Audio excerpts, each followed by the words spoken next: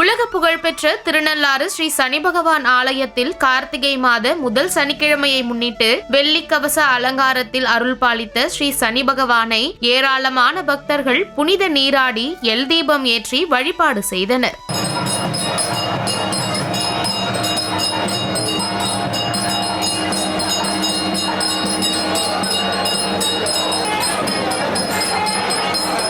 Puducherry union பிரதேசம் காரைக்கால் அடுத்த திருநள்ளாறில் அமைந்துள்ள உலக பிரசித்தி பெற்ற ஸ்ரீ தர்பாரண்யேஸ்வர சுவாமி தேவஸ்தானம் ஸ்ரீ சனி பகவான் ஆலயத்தில் வாரந்தோறும் சனிக்கிழமைகளில் லட்சக்கணக்கான பக்தர்கள் சுவாமி தரிசனம் செய்வது வழக்கம். இன்று கார்த்திகை மாதம் முதல் சனிக்கிழமையை முன்னிட்டு அதிகாலை முதல் பக்தர்கள் நீண்ட வரிசையில் காத்திருந்து சுவாமி தரிசனம் செய்தனர். சனிக்கிழமையை முன்னிட்டு ஸ்ரீ சனி பகவானுக்கு நல்லெண்ணெய், மஞ்சள், பால், சந்தனம் உள்ளிட்ட பல்வேறு திரவியங்களால் அபிஷேகம் செய்யப்பட்டது. பின்னர் சனீஸ்வரருக்கு வெள்ளி கவசம் சாற்றப்பட்டு மகா தீபாராதனையும் காண்பிக்கப்பட்டது.